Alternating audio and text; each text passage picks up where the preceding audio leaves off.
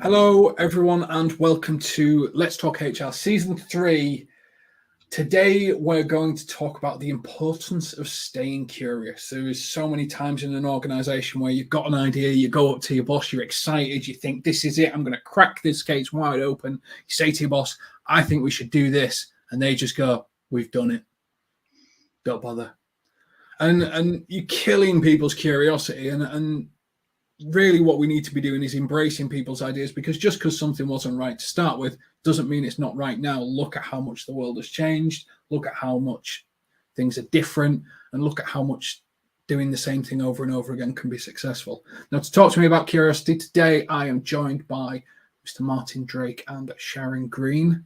Martin, how are you doing? Very well, thank you very much. Top of the world. Top of the world. You are top of the world. If anyone doesn't know Martin, I was explaining this to Sharon before. Martin's like 6'6". Is it 6'6"? 6'2". I'm not that big. It's like a telegraph pole. Like, I'm 6'1". I was looking up at him like that. I was in my high heels that day, I think. And Sharon, how are you?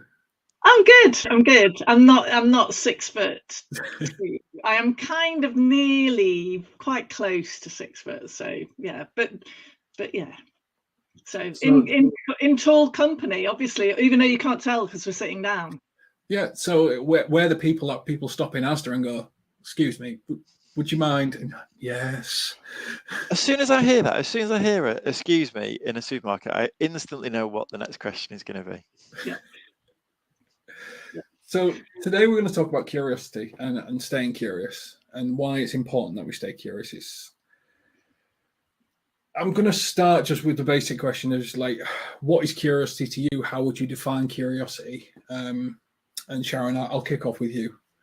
Oh, I knew that. Like, I'm so attracted to this topic, James. The opportunity to kind of be on with Martin, but also because I guess I consider myself a curious person. Somebody who's really interested in curiosity, and so for me, there's a link between curiosity and lifelong learning, which is a massive passion of mine. But I did have to I thought maybe I should look at this up from a non-personal point of view and think about what it actually means from a like a definition point of view. So I was very relieved when I did that as some prep, and realized that the things that I associate with curiosity are all there, like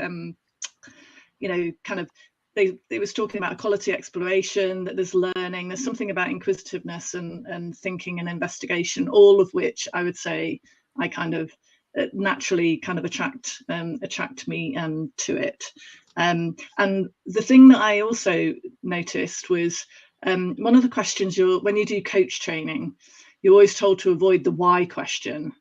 That for me, because it can be defensive, it can provoke all sorts of reactions and so on. But for me, curiosity is about that kind of little childlike part of me that keeps going, why is that like that? And why are we doing that? And, being that like, why kind of thing, even if I don't necessarily say it. So that's what curiosity means for me.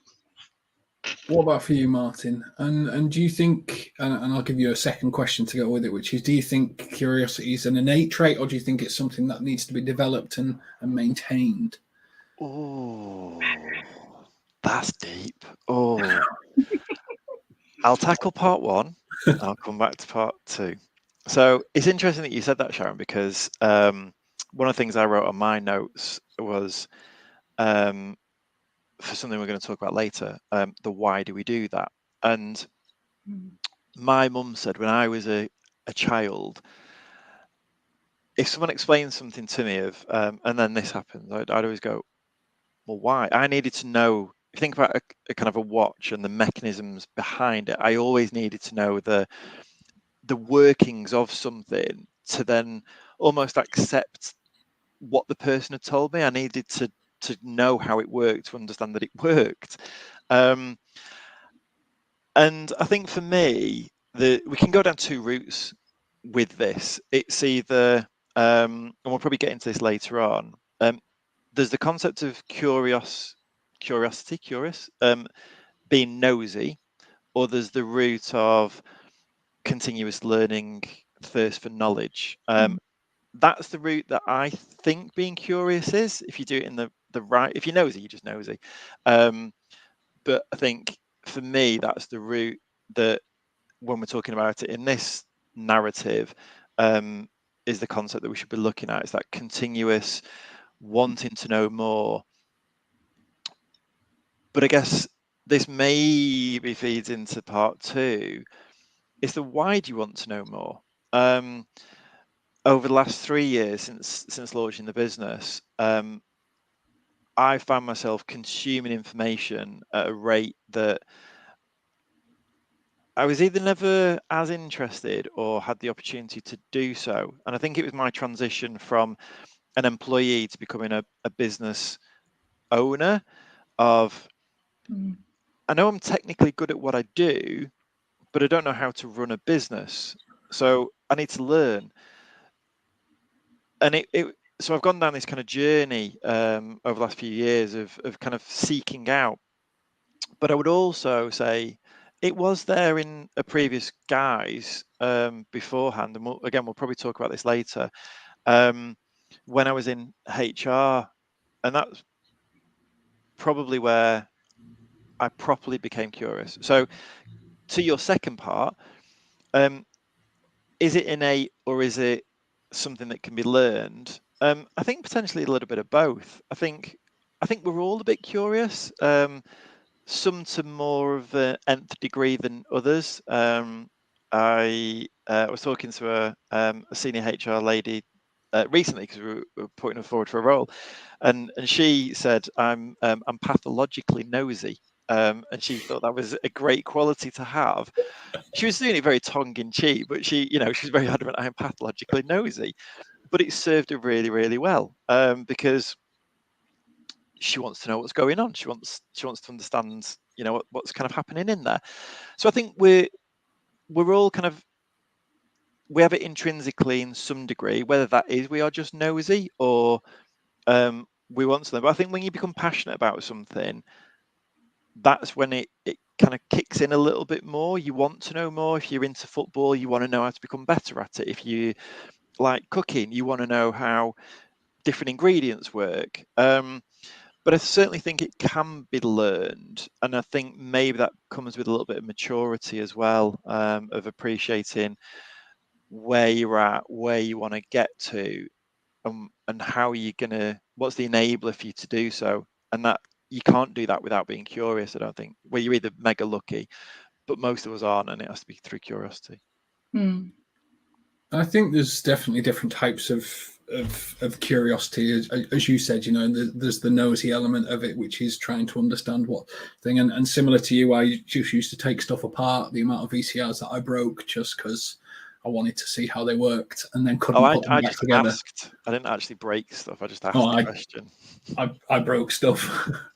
And then there's people like my nephew. Now he's a tree surgeon, and one of the things that he's curious about is animals. He loves animals, and he will try and sort of get as close to animals as possible. And there was these deer, and he was creeping towards these deer in Chester when he saw them, and he got about this far away, and then it just nutted him, knocked him back, and ran off. Now, for most people, that's utterly stupid, and you tell anyone else, and you're like, who would do that? And Joe did it. Oh, okay, yeah, no, that makes sense. We fully expect him. He's going to Africa this year, so we don't expect him to come back.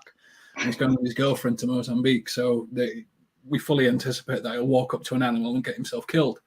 But that's just blind curiosity, just because he wants to see if he can get there.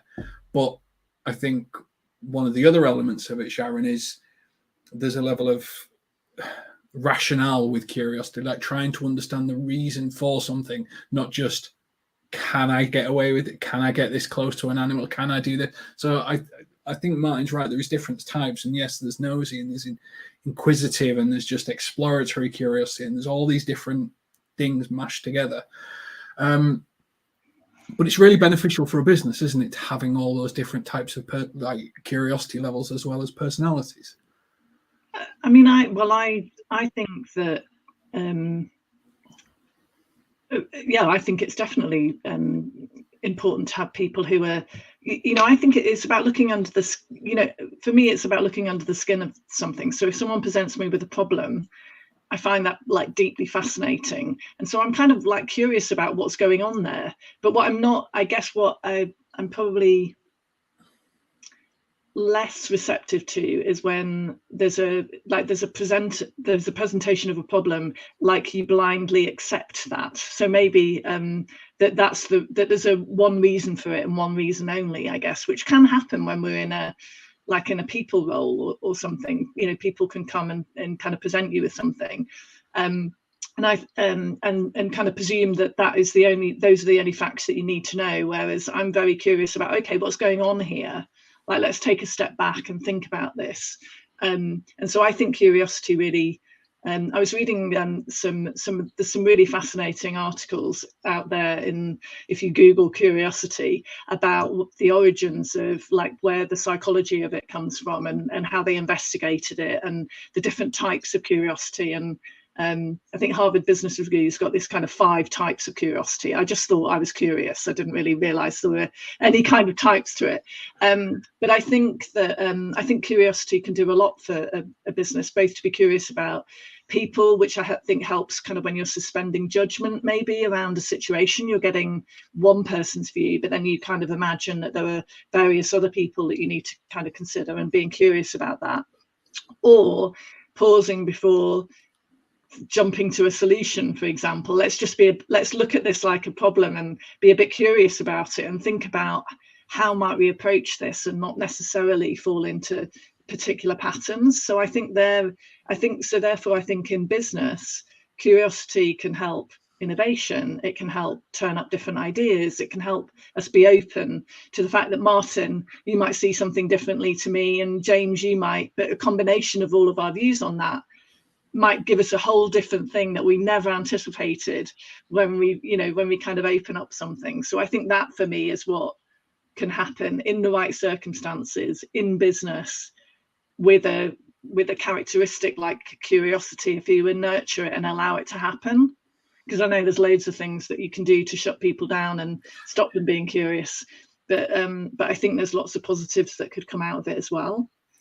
I think you're making a great point. And Martin, when you start to think about businesses, and when someone's got an idea, like they've looked at problems and they've come up with solutions and then present solutions back, a lot of the time it's really normal human behavior to start to think about the problems with the solutions that they're thinking of, and it's not natural to start to build on those solutions and start to think about it. How do you help people start to build on ideas as opposed to knocking down ideas? Because I think that's probably one of the biggest barriers people have within an office, which is just you straight away go to why that solution won't work as opposed to how could that solution work. Yeah, I think just to kind of add on to kind of Sharon's point, I think if you aren't embracing curiosity within an organization, you're at risk of that organization dying, really, because if you don't have curious people in your business, I think we should absolutely embrace curiosity, and I think we should push it more, because if you don't, where is the innovation? And the innovation doesn't have to be a game changer. The innovation could be around a process being done better. It's about efficiencies, improvements, advancements. If you want to move your organization forward, and this doesn't matter whether you're the CEO or the cleaner, if you apply curiosity and question what's being done, how it's being done, why it's being done that way, and could it be done differently, you're always seeking out better, really. And I've got, just a very kind of quick anecdote of where I was shot down, and it still sits with me now, I think. I was going to say, did I get past it? Probably didn't. We had a performance management scheme when I was in HR, and it was linked to bonus, and it was naff. It didn't work. And I tried to look at what we're trying to achieve in the business, and essentially we were trying to drive behavior. change in behavior across the whole business. Well, it wasn't massive. We're talking about 60 people in an organization, but we wanted to change behavior. We're an engineering company, and we were going through a big transition, and innovation was a big thing for us, as was doing things the right way. So I sat down and I interviewed about a dozen people across the business on the system that we had. What did they want to see change in the organization? Everyone just kept the same behaviors. So I went away and I came up with 2 different options that we could go down, 2 different routes, and I presented them to the leadership team, and they just went flat on the face. They weren't embracing it. They weren't listening to what it was trying to solve. They just wanted the easiest way to tick a box and pay people the bonus at the end of the year, and that was all they wanted. They didn't want to look at, okay, what are the intricacies of this, how could it work, and it was just a slap in the face. And I entered the room so excited. There was an opportunity for change here, and I left with a complete, shoulders were down. I was just like, what's the point? That was how I left the room. What's the point? So I think they weren't open to listening to what the root cause and what I was trying to achieve through that. And kind of going to your point, I think you can't listen to everybody's idea, because sometimes it is a rubbish idea. You can't get away from that. Not every idea can be implemented. You've got your business as usual, and then within that, you're trying to squeeze in, how can we make all these changes and move the business forward? And that's hard, because everyone's going, well, I'm not sat here between 4 and 5 p.m. every day twiddling my thumbs. I'm busy. So how can we kind of drive this in? So you can't simply just go on a Friday and pull out the suggestion box every idea and go, right, guys, we're going to run with all these next week. Something has to be a no and something has to be a yes. But I think it comes down to creating a culture where, 1, people feel comfortable to make suggestions. 2, suggestions are acknowledged and people are aware they're acknowledged. And if it's a no, an explanation of why it's a no, so that person doesn't feel deflated, and they are encouraged to continue rebounding back from that and making further suggestions. And maybe the advice that they're given and the feedback they're given will help them come up with better suggestions for the future. So I think it comes back to kind of the culture. And as always, that's got to come from the top kind of down. Everybody is integral to the culture, but it's the leaders who essentially people look up to. That's why they're the leaders. So they need to drive that. And that's for me how you tell someone it's a no, but encourage them to keep coming back with ideas and suggestions in the future. The bouncing back's the really interesting part for me. It's like, because you're right, not everything's a great idea, and it's sometimes you need to give constructive criticism so people can bounce back stronger and stuff like that. And you don't want to build that sort of uncertainty and self-doubt so that you hinder curiosity, do you, Sharon? You kind of want to let people say what they want to say, and you kind of want to guide them as to why that might be right or wrong, but not just shut it down. But sometimes, as Martin says, you're under so much pressure, you've got all these different things going on and stuff like that. You do it in the most efficient and ruthless way possible, and you kill that bouncing back. It's not necessarily the right thing to do. I think that I think there are some barriers in organisations that can impede curiosity. I think Martin, you kind of put it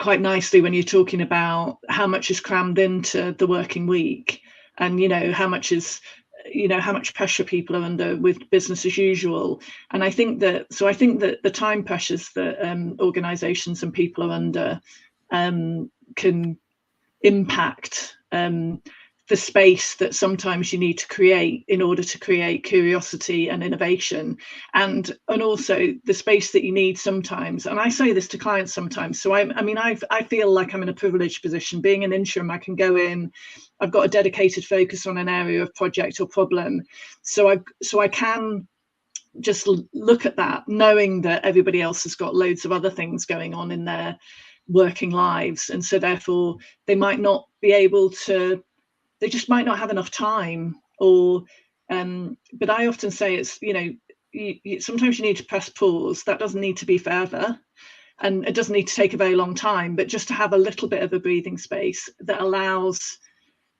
something else maybe to come out. I think that's a really key thing. And I also think that creating a little bit of so less control, a bit more autonomy for people allows is a breeding ground, I think, for curiosity and innovation. And I think that when you've got kind of high control environments, people that want to kind of manage quite tightly what people are doing, then I think megalomaniacs, that's what I like to call them.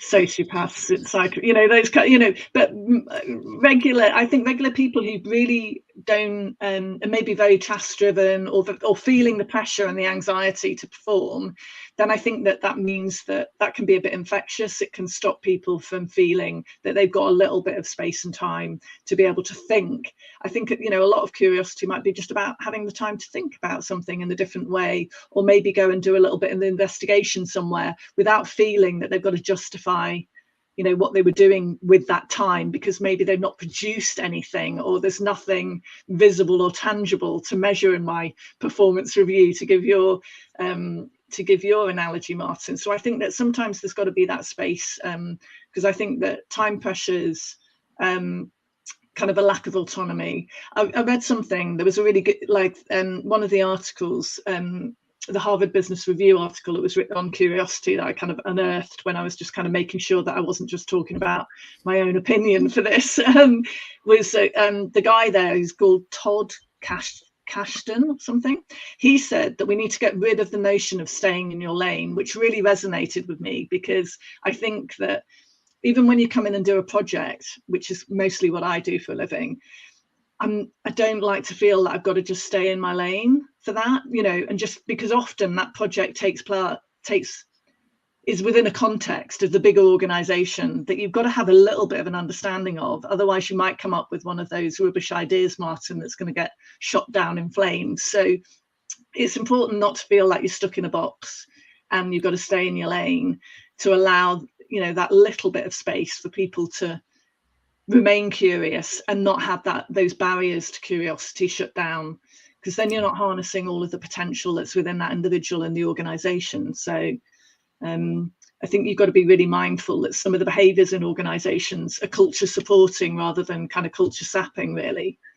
And we've talked about not me and you two, but we've talked about on Let's Talk HR before, the role of a business partner isn't a HR business partner, it's business partnering, so that you understand how you can partner with all elements of the business to help people get the most. If you're a people professional, it's about how can you help the people in all their professions, not how can I make their holiday booking system as efficient and as quickly as it possibly can be.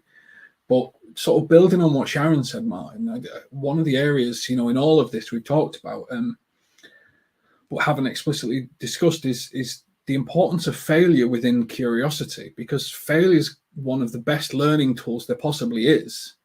And if, for example, in your meeting, if they'd have come back to you and you talked about bouncing back, if they'd have come back to you and they'd have explained why it wouldn't have worked, that bonus system, and how you need to think about these sort of key organizational metrics that they've got from the top, you may have been able to bounce back, take the failure, take the learning, and build something that's even better. How do you integrate failure into curiosity? I think as a society, we have stepped away from accepting it's okay to fail. If you look at children are living curiosity daily. I've got 3 kids. Our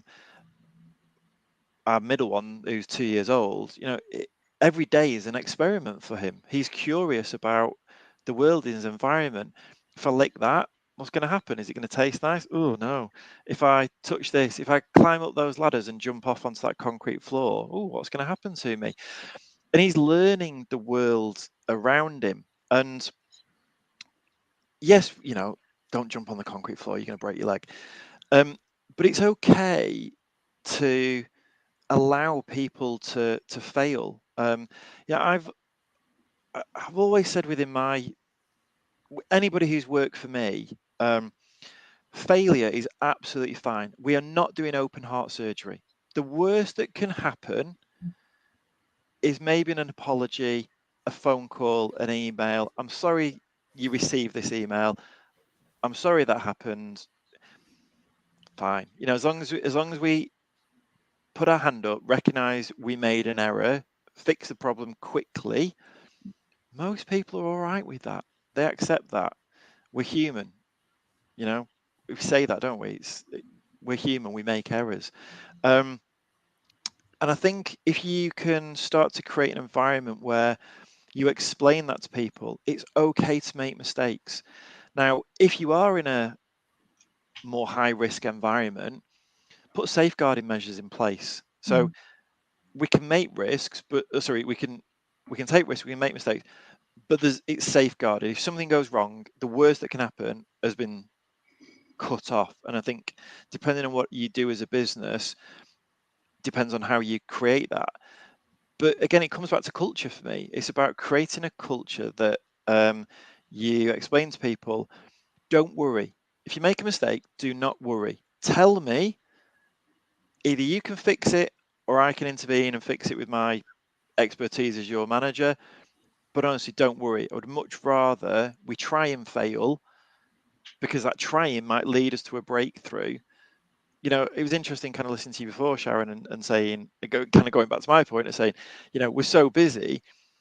But imagine if somebody intervened, implemented something that took away some of that busyness. That's what a situation. We sometimes become busy fools doing stuff. Automation. That's why automation is being implemented at such a rate within organizations now, because people are trying to be more efficient, get more time back, so they can focus on the value added stuff rather than maybe some of the administrative stuff. Now, that doesn't come through unless you're curious about change and wanting change. And sometimes you'll get it wrong. It's inevitable. But as long as you create an environment where you say, it's okay to fail, let's fail fast, and then we move on. I do think there's something really British about languishing on failure. Americans, and I say this as a general and positive way, they brush it off really quickly. I'm still amazing, I'm still brilliant, whereas British people will turn around and go, you messed that up, didn't you? Big failure. And there's that sarcastic, dark British humour that probably plays in some people's subconscious of, I'm not good enough, I'm not able to do this, whereas in America it's a little bit more, it's all right, it's gone wrong this time, but you'll definitely get it the next time, and it's a little bit more supportive. And maybe it's the British part in us, Sharon, that's just stopping some of that curiosity, because failure is sometimes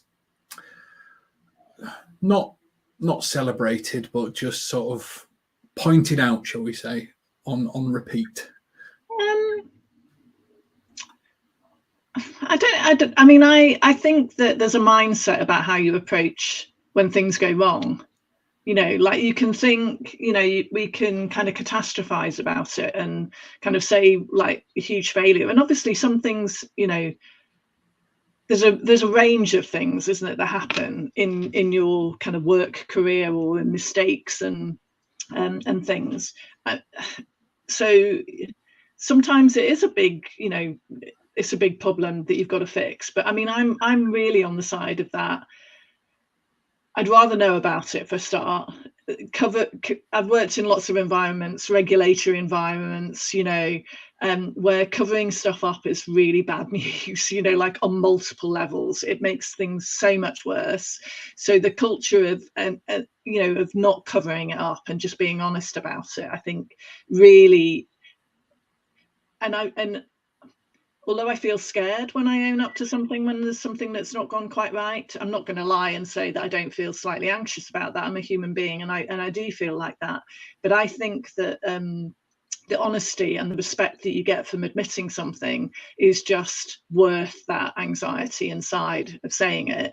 And also, I think what I've learned, over many years, where things, don't go to plan really, is that I've got better at planning. I've got better at anticipating where things might go wrong. I get more people in the room, so you've got the sum of the brains rather than just my little, my brain, which I think is really helpful, and does all sorts of other things, not just get the best wisdom in the room. And so therefore it makes me, to be honest, I don't see it, I kind of see it more as a setback rather than a failure. And even if I look back at things that, like, I don't believe went really well, I remember them, I learn from them. And I think, to be honest, it's the approach that we have to the experiences rather than the experiences themselves that matter. So you get a huge amount of kudos for being honest about things. I think that honesty is quite a rare commodity sometimes. So I think that gives heart to that you're coming from a genuine place. And if you respond to it in a way that recovers it and actually moves things on, people like that. Nobody wants the buried stuff, you find the file in the drawer, or you discover that someone's erased something from the system. Do you know what I mean? Like, those things are the kind of things that keep you awake at night, not the person who's come and said, well, I've done this wrong, or me saying that didn't quite work out as planned and this is what I'm going to do to recover it.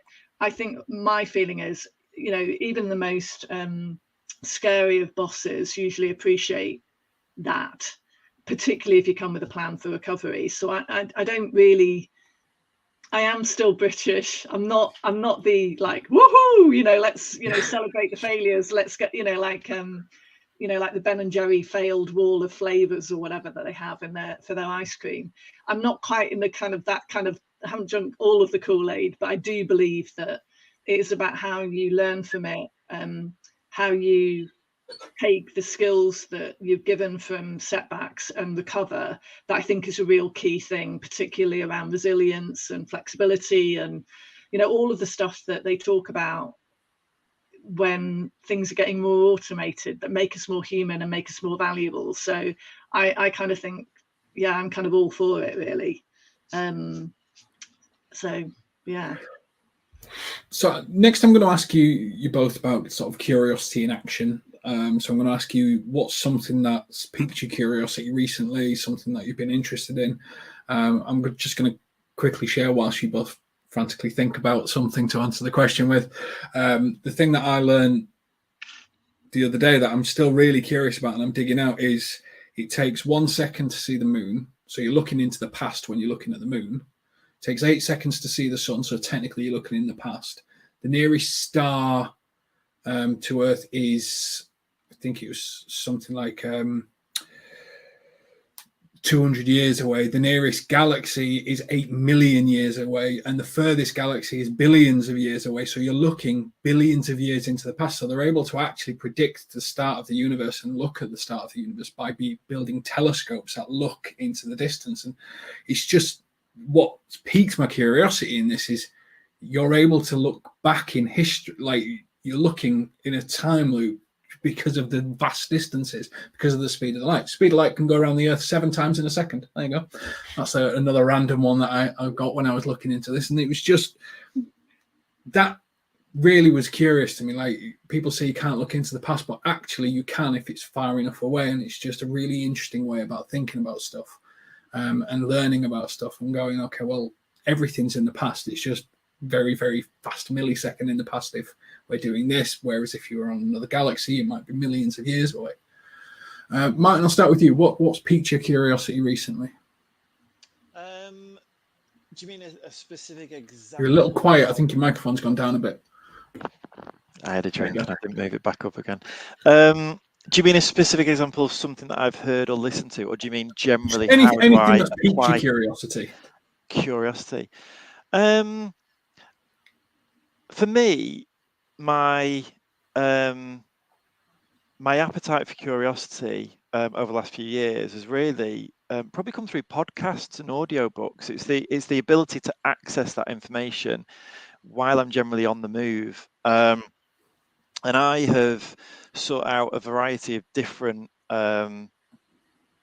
topics or subjects for that. So there's some that are specifically on recruitment, others that are on business, others that are just improve your approach to life in well-being and things like that. So I think that find stuff that you enjoy listening to and you get benefit from. But one of the things that a couple of things I was listening to one this morning, actually. I haven't listened to Stephen Bartlett in years, since it was actually a diary of the CEO when he started interviewing people. I kind of I disengaged for some reason at that point, and I listened to one this morning that was really interesting. It was about it was called the boy with the broken brain, and he had an accident when he was 5 years old, that he struggled to learn and went quite introverted, and he was in a lesson one day, and he was really struggling with the topic, and the teacher and all the kids were making fun of him, and the teacher said, don't make fun of him, he's the boy with the broken brain. And he said that then became his self-identity, and he he's like 7 or 8 years old, and he said that became me. I just didn't do so because my brain's broken. And he's now he's got his own business called Limitless, and there was a point, a kind of an inflection point in his life where he'd used it as an excuse, and then something happened, and he started to think, how can I fix this? And he's now he's a kind of his business going to Apple, Google, Virgin, all of the big names that everybody rails off, and they go in and they work with teams around improving their kind of cognitive behavior and remembering on tasks that they do. And he said it's all learned. He said there is no, Steve Bartlett said, I'm forgetful. Someone tells me the name, I've forgotten them within seconds. And he said that I've created that as in that's just me. I just don't remember people's names. And the guy was saying, well, it's not. You just need to learn how to train your brain. The brain is a muscle. As you would go to the gym and train, or train for a run or whatever, you need to train your brain in terms of how to do this. So that was really interesting to me, about how someone with an identity of my brain's broken, I can't do this stuff, actually has now become one of the world's leading experts in cognitive behavior and how you remember stuff and learn stuff. So yeah, that I don't know if it was an anecdote you were looking for, but that was that's kind of one perfect. recently. What about you, Sharon? What's piqued your curiosity? Well, I told you I'm a lifelong learning kind of, I believe that you learn something new every day, and but also just to keep kind of sharp, I like to do some put myself in the place of the learner, a bit like quite regularly, and so I signed up for a course a couple of weeks back. Didn't really. I was honest. I went with an open mind. Didn't really know what I was signing up for. It was one of my. I run a community for people who work independently, like me, in the people profession. And one of my community members had said, "Can I advertise this course that we're running for the whole group of people that he knew?" Can I advertise it in the community? I said, "Oh yeah, what is it about?" Anyway, it was called Unleashing the Magic. The Power of Whole-Scale Change, it was called, and I kind of felt like I should know what it was, but I didn't. And it's something that's been going as a technique, I guess, within the organizational development, organizational design world for quite some time. I'm obviously a bit behind the curve. I hadn't heard of it, but I thought, oh, sounds quite interesting, wonder what it's going to be like. So I kind of rock up for this 3 days, and what I learned from it was, there were a number of things really. One was how sometimes when you go into a group of people that you don't know and they all know each other, how uncomfortable that can feel. Because usually if you're the facilitator at the front, or you're opening a meeting and there's a new person in the room, sometimes, it put me in the shoes of that, how that feels. And the second thing was that this whole scale change works on the principle that the dynamics that you have within a small meeting are replicated when you have a whole scale meeting. So if you have these events that they to get people involved in change in organizations. So the guy who was running it, Paul Tolshinsky, was saying, this is the dynamics in this room are exactly the same as if you had 250 people in the room. They are, because we are a microcosm of such a big number of people. And as long as you get the right people in the room, a slice across the organization that's representative, and that you got commitment to doing the process, the dynamics will be the same, which kind of blew my mind, because I always thought, as somebody who's I've run a few conferences, but nothing large scale, like I've not facilitated an event with 250 people in the room with kind of full-on craziness of people sticking post-its everywhere and running around like things. But it kind of made sense that if you provide structure and you're facilitating and you get the right people in the room, and that there's a microcosm of the whole organization, that the dynamics in a small group would be replicated as a whole group. And I have to say, I came away with this book, a whole load of notes. It's still blowing my mind. I'm still not quite sure what I've learned, but I'm glad that I had the kind of curiosity to just kind of go, what, I've got 3 days, I'm going to go along to Nick's course with this guy, Paul, and see what I can learn. And I think that I'm going to take away some stuff that I can use within my own work, which, is, once it's percolated, it's still brewing at the minute. So I was going to say, this has got to be really, because then you start to think about, of those different cross sections, the microcosms within them and the different personality types would lead to different outcomes, wouldn't it? And that's interesting. Yeah, it was just really interesting. And also it was really interesting because they talked about having a principle of you can't ever get everybody to agree. Coming back to your point, Martin, right at the start, how can you get people to agree? So it's not about 100% consensus, but it is about having the majority. Basically, they talked about having, can you commit, are you 70% agreeing and 100% committed? So you might not get everybody agreeing, but are they committed to the consensus agreement within the room is what it was about. It was kind of interesting. Like Brexit, there was a load of MPs who didn't necessarily agree with Brexit, but once it went through, then they became ambassadors for it. And I was like, a bit hypocritical, but they have to get behind it. That's their, otherwise you're going to be stuck. If you think about it, it's about whole scale change. You're going to be stuck. You're not going to move forward as a business. You're not going to move forward as a culture or as a team or whatever. If you can't get to that stage where there's a tipping point between, I can go for this, I don't agree with it, but I can get committed behind it because I've had my voice and I've had my say, and and I think this is the best solution. And so it was really interesting. Can I add something, James? I think for anybody kind of watching this, I think if you have an openness to curiosity, you never know what you can find out of anything. Just listening to you then saying you went to an event that you weren't sure you were going to go to, the number of times I have been so tempted to not attend something or not do something because I'm dead busy, and then I've gone to it, and it isn't necessarily, you couldn't draw a line and say that directly correlates to what you want to achieve. But I've attended it, or I've watched it, or I've listened to it, and I've taken so much inspiration, and it's that openness to curiosity of going, okay, what do they have to say, and how can I translate some of that into what I'm doing and learn from that.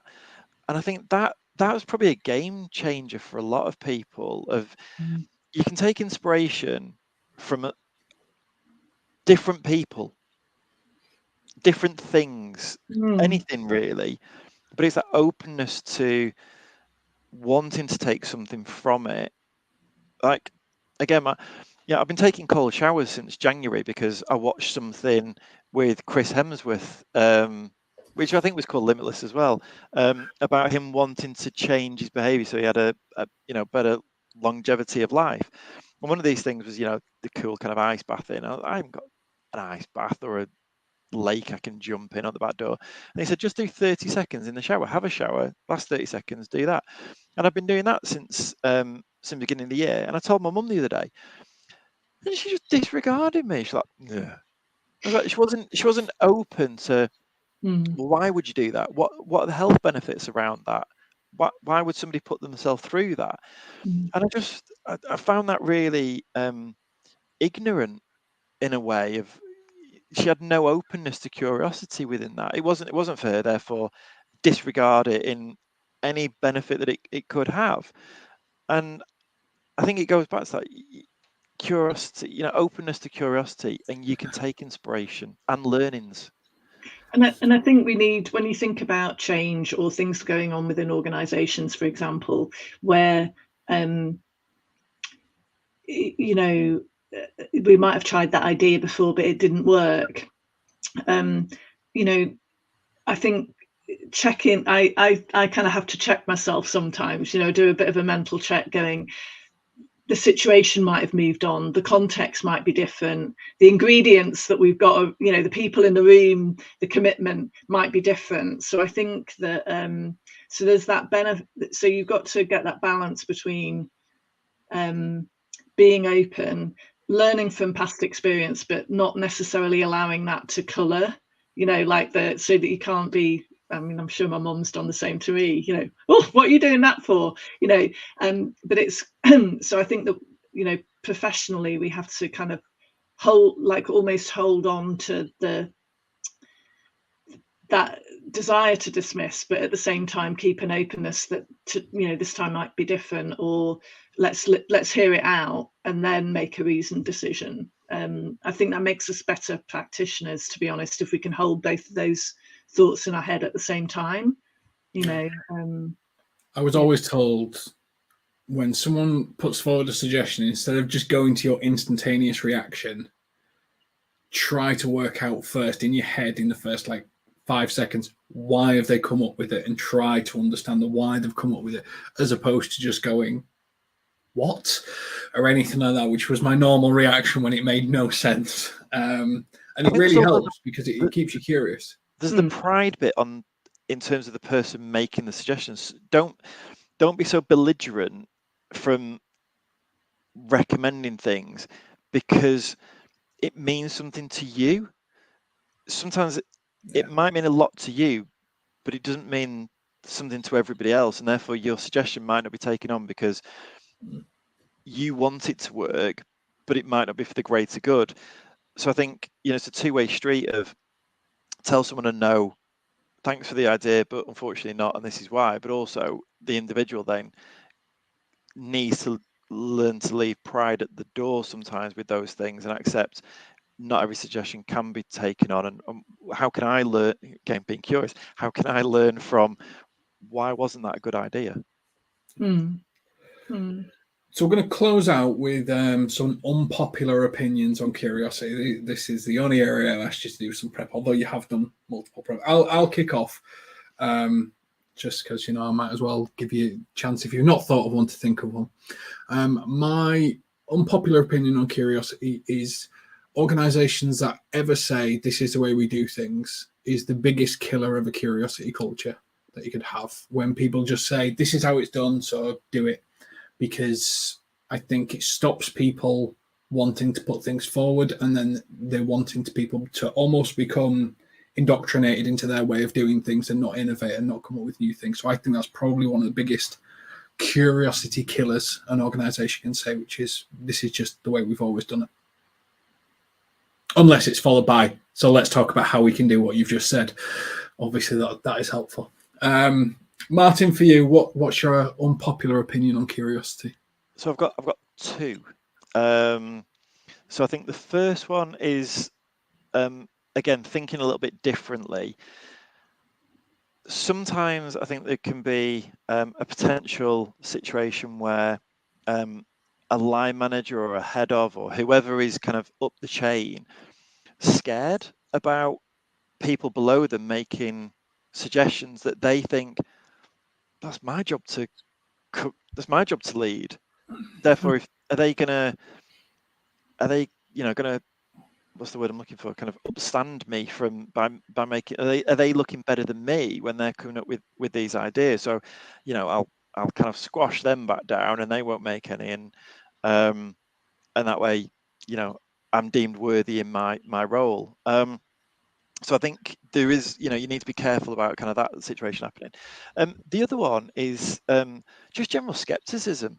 Like, I remember, as you said before about business partnering, I thought that was absolutely on the money. You can take away the kind of whatever preludes, a HR business partner, finance business partner, whatever. A business partner should be somebody who gets out of their lane and just goes, okay, these are the, I'm the functional expert in people or HR, you are in finance, you are in operations, but collectively we're getting together and kind of talking through the issues with the business. But when I was in HR, we were an engineering company, and I spoke to the chief technology officer, and I said, I'm just going to come in and sit on some of your meetings, because we're going through a big transformation. I need to understand what it is that you guys are now doing. One, I'm just interested so that I know about our business. But two, as I'm recruiting, I need to know what we're talking about here. And I remember going and sitting in the first engineering meeting, and it was that kind of age-old, who's going to get fired, HR in the room. And I was like, look, guys, just so you know, you're all probably wondering why I'm in the room. I just want to learn. I just want to see what you guys are talking about and what you're doing. I'm here for. I'm curious. You know, I want to learn. And it wasn't until everybody had left the room, looked over the shoulder of, no one's been fired yet, and I sat down at my desk and carried on, that they all went like breath of relief. We made it through the meeting. And no, is that skepticism of why somebody here who doesn't belong here? Well, firstly, why don't I belong there? Because I'm part of this organization.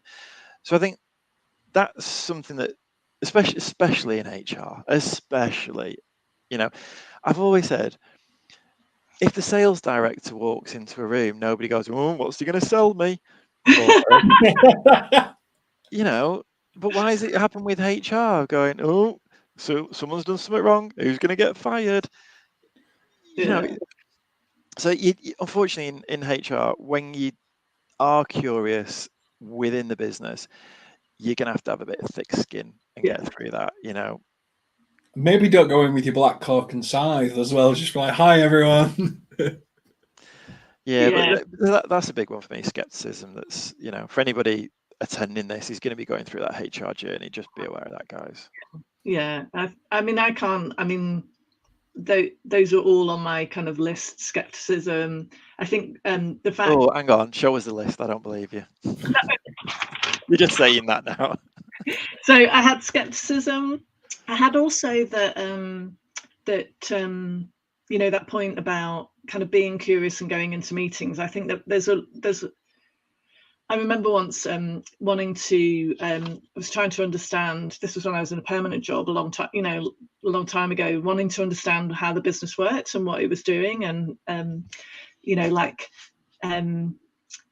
how basically getting an understanding of the whole before I could concentrate on the work that I was doing in my specific bit of it. So I remember kind of going and I wanted to talk to marketing, because I thought that they would be able to tell me how do we market the business externally? What do we say to our clients about what we do and why we're different and what our services are?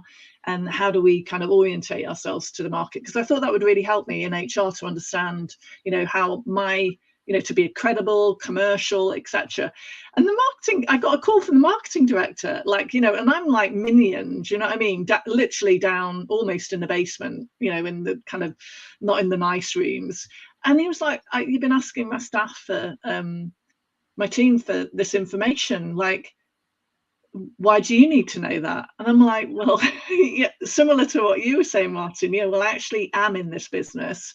Surely you'd be saying, oh, how interesting that you're really interested in what we're doing in our business. And I also had this visual on the wall to try and work out the different, and I guess you'd call them now like kind of channels, or, you know, vertical channels and horizontal channels about how the business was structured, and how the structure of, it was a law firm, so they've got quite an interesting structure of how they're not so corporate, so like the partnership board and the various different players, because I needed to understand it. And then so I was kind of making this visual on massive, huge, obviously flip chart paper, because you can, yeah, so I got this call, and then he came down to see me, and then he looked up at this visual thing and he was like, oh, what's this? It's kind of, and so and he was quite curious about it, and he took it away, and I don't know, probably thought it might be quite useful. But it was just one of those things where I do think you've got to have, being curious, expect people to push back, but I think and I do think that there is probably such a thing as a stupid question. So think about good questions to ask, but make them good. Just don't think, like I kind of think, don't ask a question that you could have Googled nowadays. Just make the questions intelligent, I think, and people will be very open if you get them in the right mood on the right day to talk about anything to do with what they do, because people usually love doing it. But you've got to time it right, and you've got to expect a little bit of skepticism, because I think that there is an element of HR should stay in the lane. Yeah, stay in the lane, don't come out and stuff. Yeah, like so that. I think my is don't stay in your lane. Wiggling about in it, kind of make kind of popping into other people's lanes with respect will probably get you quite far in the curiosity stakes. And just sort of quickly to summarize before we run out of time, one of the things I've always learned in organizations where I've been a senior director is the more transparent you are as an organization into how you do business, the processes that you go through, the elements that make up the whole, how people's job is an essential cog within the overall machine, and understanding how the whole machine works actually leads to better business performance. So if you're thinking, well, I'm curious about how our business, think about it from this perspective. If you're a people professional and you're curious about how your business is working, there will be hundreds of other people in that business curious about how it's working. And if you can help them understand how their part plays an integral part into the whole, not only will people be happier, they will be more motivated, because they will understand how their job has an impact. This has been Let's Talk HR. This has been the importance of staying curious. Thank you very much to Sharon and Martin, and we will catch you on the next one. Take care.